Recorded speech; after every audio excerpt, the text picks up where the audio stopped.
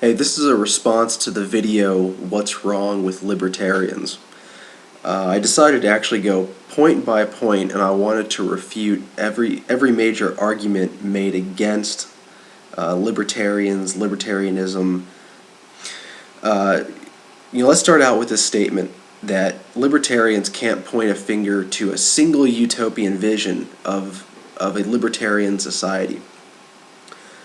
I find that claim pretty shocking because we're all living in a perfect example of what can be achieved with libertarian philosophy.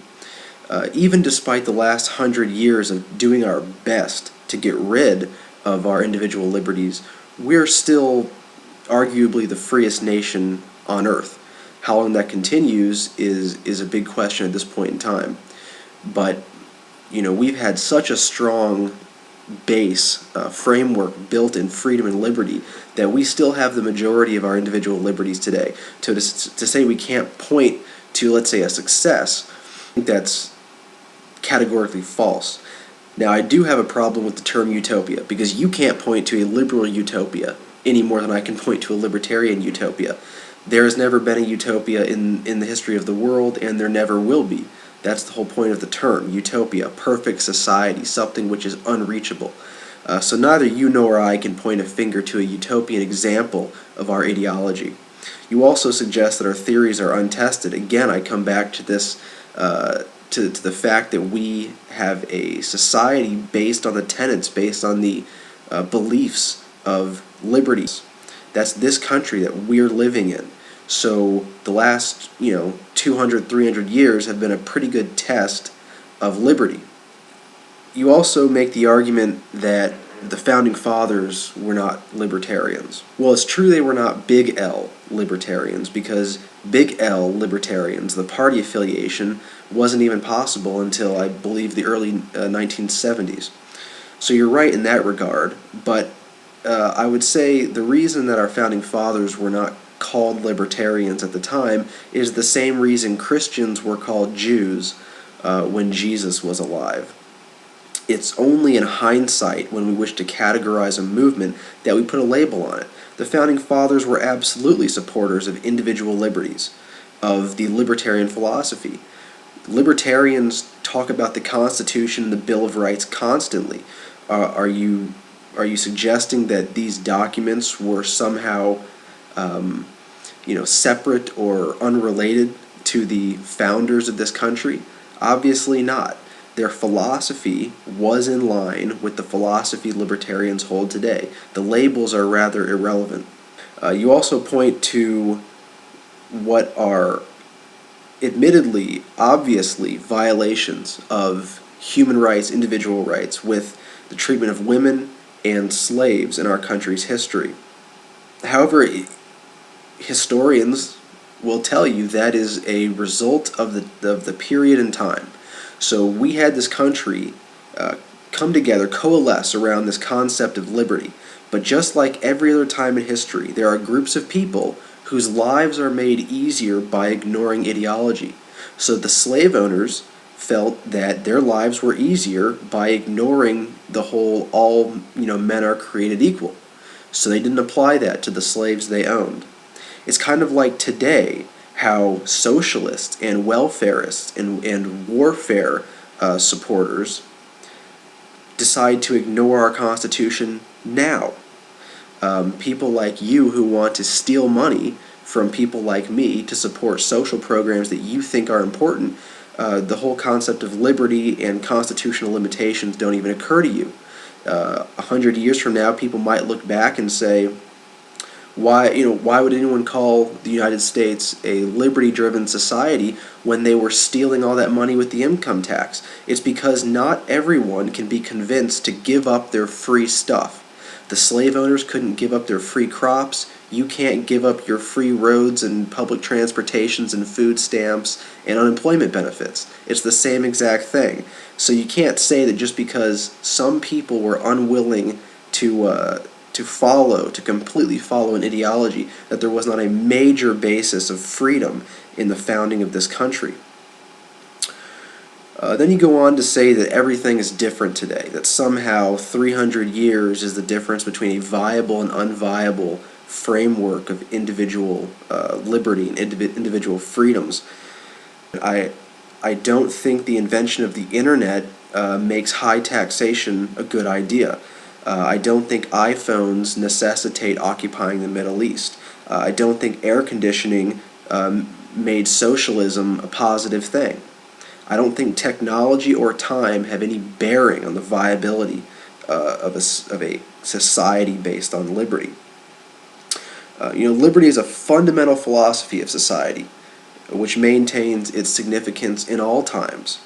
But even for the sake of argumentation, let's pretend that how old the idea is actually matters.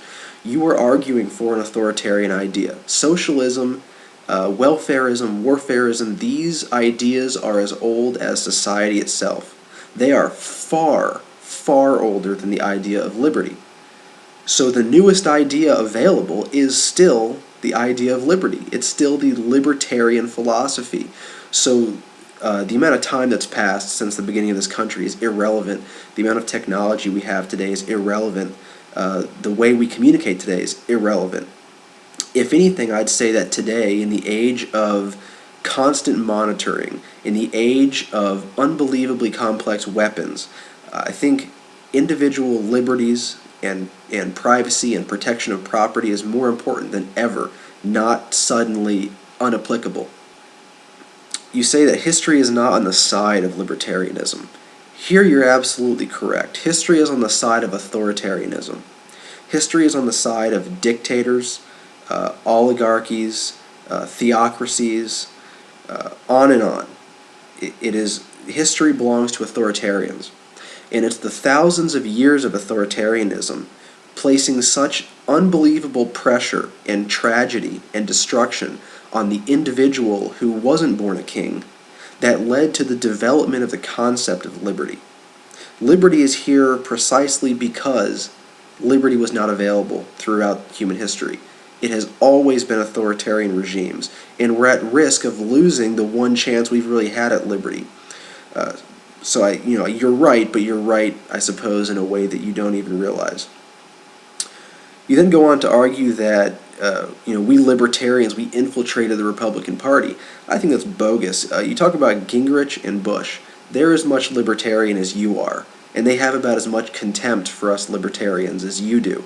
On the contrary, they really co-opted the Republican Party. The Republican Party was not always a big government, big warfare party, and you can easily hear this in the arguments made by Ron Paul, who refers to a time where the Republican Party meant smaller government, no entangling alliances, get out of the international wars that are not in our interest.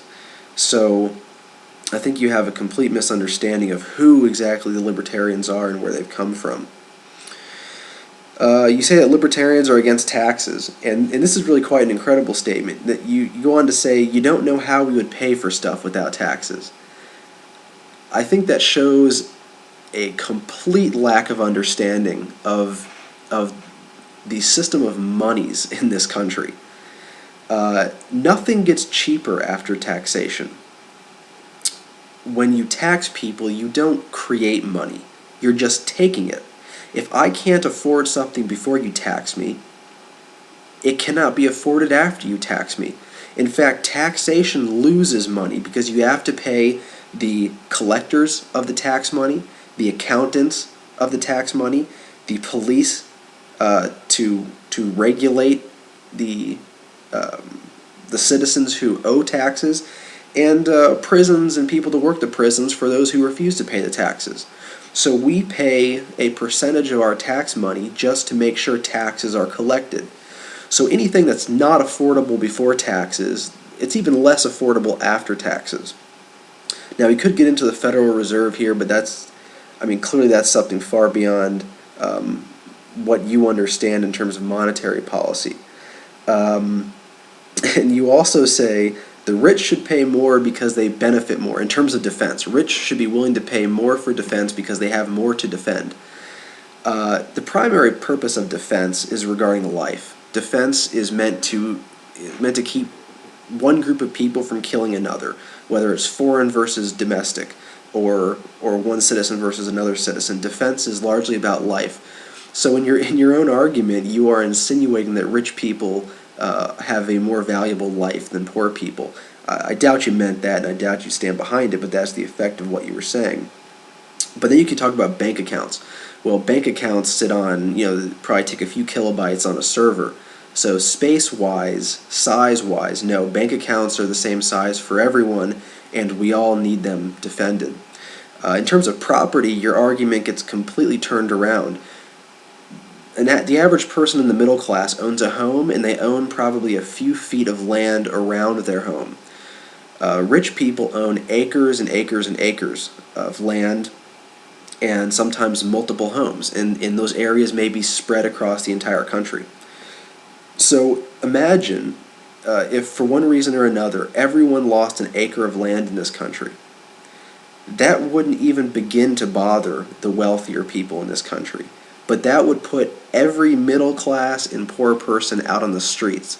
So I would reevaluate your argument about who has more to defend. The poorer people have much less that they can actually get rid of without being in a seriously negative situation, seriously problematic situation. So you then say that libertarians don't know how oppressive governments work. You say we don't know how it feels to be oppressed, this and that. And what oppressive government do you come from? Are you Iranian, Syrian? Are you from South America? China? What oppressive, destructive government have you lived with? Have you been subjected to? Why is it that you're lecturing someone else on something you know nothing about? But no, I don't know what that's like, but neither do you. And it really is a joke for you to insinuate that you know what it is to be oppressed or to be dirt poor. Clearly, you're a middle class guy, and you've got a roof over your head, and I'm sure you have 3 meals a day. So I don't know what the insinuation was supposed to be in that argument. And then you end with explaining that us libertarians feel entitled, that we're born rich and we feel entitled to being rich. Well, I wasn't born rich, and I don't feel entitled to riches, and I certainly don't come over to your house and take your things. Whether for me or anybody else, I don't take any of your things. And I don't want to take your things. They're your things, not mine. Yet, it is the liberal platform which says that you're entitled to some percentage of my income, that you're entitled to payment on my land, and that you're entitled to fractions of my success. If any ideology in existence has an entitlement problem, it's liberalism. That's why the liberal programs are also called entitlement programs. Okay? Libertarianism is perhaps the least entitled group out there. I don't want to steal anything from you. I don't think you owe me anything. I think that my wealth should be the result of my work. You support a philosophy which is based around taking things from us by force and giving it to other people. So to claim that we are entitled and selfish is nonsensical. But there's one thing that I believe you when you say it in your video, and that's that these are not your ideas. I believe you when you say that you got these ideas from someone else, because only when taking someone else's arguments and ideas can you be so incredibly wrong on every single count. And I have to disagree with you in one more point. I don't think liberals are great debaters, and this is proof of it. There's probably 2 or 3 decent arguments for socialism and welfarism and regulating the heck out of the market, but you haven't found any of those reasons. And if you're going to come on and attack an entire philosophy and all the people associated with it, it'd be nice if you had at least one rational, logical, dare I say, true or accurate statement. Every single point you made in that video, every major point you made, was either irrelevant or erroneous.